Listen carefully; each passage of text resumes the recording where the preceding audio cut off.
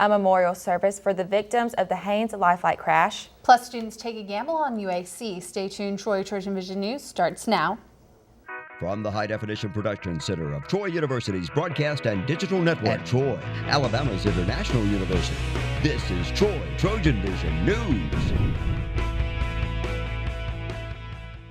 Hello and welcome to Troy TrojanVision News for March 31st, 2016. I'm Christy Henderson. And I'm Haley Greathouse. Thank you for joining us this evening. Troy University's Sartain Hall was filled with residents and first responders from all over the area who gathered this morning to pay their respects to the crew that lost their lives in the Lifelight helicopter crash this past weekend. Jordan Elston has the story. 3 heroes were honored Thursday at the memorial service held for the victims of the Haynes Lifelight crash that happened Saturday. Well, we're here to honor the lives of the heroes that were lost in the helicopter accident we had on March 26th, and we had a memorial service today to honor those, and the community came out to support us. Chad Hammond, Jason Snipes, and Stacy Cernadas were killed along with patient Zach Strickland in the accident, and Troy Mayor Jason Reeves says that Troy is willing to do anything possible to help. Just a tragic loss, and any way that we could do something to honor them, their sacrifice, their service. Not long ago, at least one of the crew was on board and saved a university student. They provide a lot of service for keep folks safe around here, and just a tragic accident, and just to have the honor of just being here for the service and showing them how much the community and the state and the nation appreciates what our first responders do, and especially those who have paid the ultimate sacrifice. Speaker Corey Pittman says that being able to speak at the memorial service about the impact that the victims have made is the greatest honor of his life.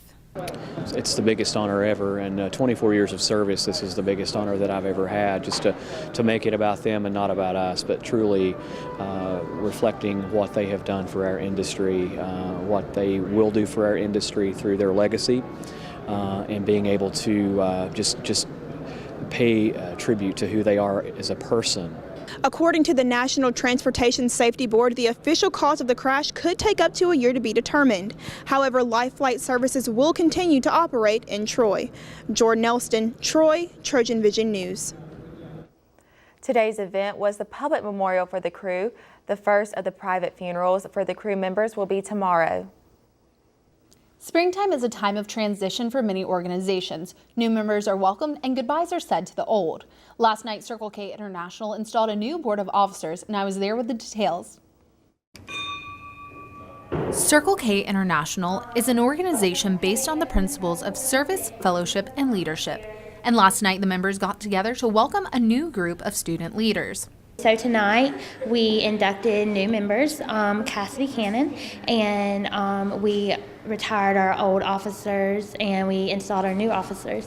One officer had an unusual installation. Our president for next year, he is actually interning at Disney this semester, so he was unable to be here tonight. So what we did was we FaceTimed him and installed him that way.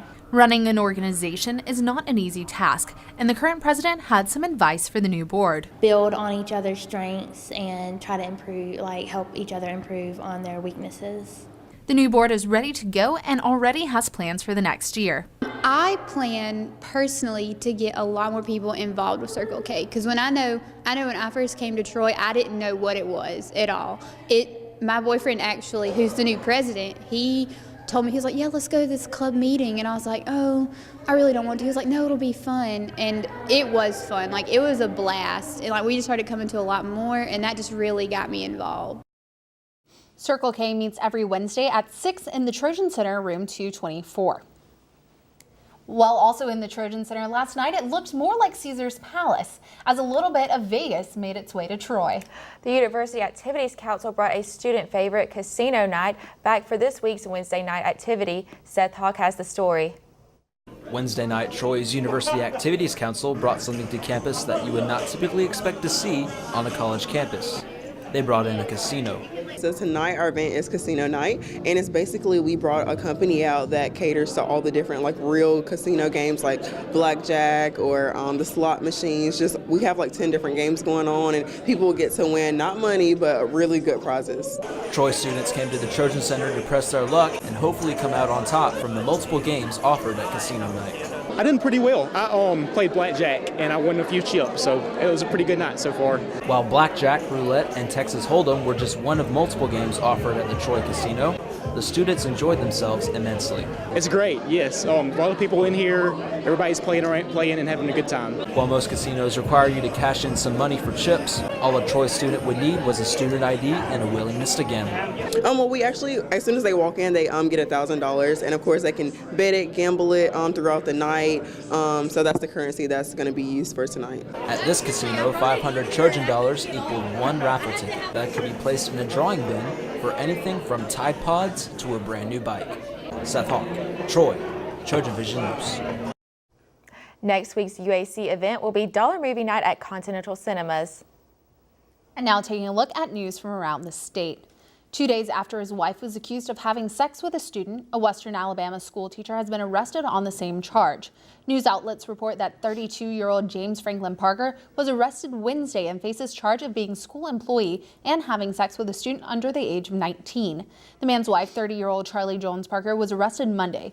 Both teach at Pickens Academy, a private school in Carrollton. A top political aide to Alabama Governor Robert Bentley has resigned after he publicly admitted making inappropriate remarks to her but denied the two ever had an affair. Rebecca Caldwell Mason announced yesterday that she would stop serving as Bentley's senior political advisor. The resignation capped an explosive 8 days in state politics that rocked the administration of the conservative Republican governor. A Montgomery man has been found guilty of killing another man at a gas station after prosecutors said the two began arguing over a cigarette. A Montgomery County jury convicted 25-year-old Courtney Fuller of murder in the May 2014 death of 25-year-old Brandon McLean. Still to come on Troy TrojanVision News, one Troy basketball player was named to the National Association of Basketball Coaches All-District Second Team. Rachel Wilkerson has the details in sports. Plus, our sea levels have been rapidly rising. We will have that story and more coming up. Sea levels are rising and cities are having to make big changes to the way they build. I'm Jamie Yukas in Boston to show you what they're doing here.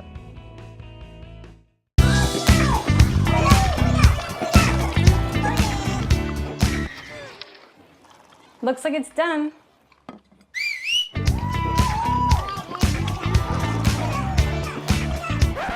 Don't let salmonella get funky with your chicken. On average, 1 in 6 Americans will get a foodborne illness this year. You can't see these microbes, but they might be there. So learn the right temperature to cook each type of meat. Keep your family safe at foodsafety.gov. Do you think he's on his way? He doesn't even know that we're here. Is he okay? Please tell me he's okay. Laura. Okay, try to call him again. There's no signal. Try. Nothing's working. Well, just Everything's try. down. This is so bad. He's out there by himself. Make sure you know where to find your family in an emergency. Start your plan at ready.gov. Now, the latest in Trojan sports on Troy TrojanVision News.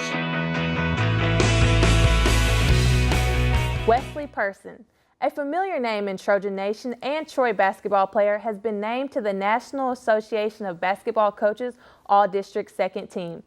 Person finished the year 6th in the Sun Belt, averaging 16.8 per game while leading the league with 3.1 three-pointers per game. The Brantley native has hit a three-pointer in all 60 of his career games, which is the longest active streak in the country. He is an all Sun Belt second team selection and led the Sun Belt with 96 three-pointers on the year. Person ranks 19th nationally in three-pointers per game heading into the Final Four. His 96 three-pointers are ranked as the second most in Troy's Division I history and the third most all-time in a season. He finished the year with 521 points and led Troy in scoring 14 times. Person also scored double figures in 26 of 31 games on the year, posting over 15 points on 16 different occasions. The women's tennis team fought hard and pushed its in-state rival South Alabama to the edge, but couldn't push through the game as they fell to the Jaguars 4-3 Wednesday night at the Lunsford Tennis Complex. The Jaguars won the opening doubles matches, easily taking number 1 and number 2 by 6-1 scores to grab the early 1-0 lead. South Alabama's Alexandria Seitler landed a win, allowing the Jags to have a 2-0 lead. With 2 courts remaining and both in the third set, the Trojans needed to win both to pull the upset. However, South Alabama came from behind with the win from Michaela Mezozeva. Head coach Rabria LCC explains what is next for the Trojans. We got Alabama A&M, and the week after we're going to travel to Appalachia State, and we will play Georgia State and Georgia Southern. And actually Georgia State is the second-ranked team in the conference right now, and so that'll be a good match. And, you know, they're just, again, every team is beatable. You know, you just have to get out there and just give everything we got. Troy returns to the court on Saturday to host Alabama A&M. The baseball team brings back the 80s this weekend as they celebrate the 30th anniversary of its 1986 national championship. The 1986 team posted a 46-8 record and went 12-0 in conference and postseason play, setting 5 school records. Beginning Friday at 6 p.m., the Trojans have a 3-game series against New Orleans at Riddle Pace Field. Troy will be out of conference play, and head coach Mark Spark explains why the weekend is important to him. This particular weekend, 2 things that are important for me. One, and first and foremost, we've got a 30-year reunion for our 1986 national championship team. A lot of guys are coming back, my teammates, team that I was on. So that's going to be a great time for me personally. Certainly for our current team to be around those type of guys and the mix and mingle there. We'll honor those guys before the game on Saturday, have a little post-game deal for them as well. So I look forward to our 2016 players meeting and knowing who those guys are. The first 500 fans will receive a poster, and make sure to grab a Coke and a hot dog because concession stand prices will be the same as in the 80s. General admission is $1. The Troy softball team steps back into the diamond this weekend as they travel to South Carolina to face the Gamecocks.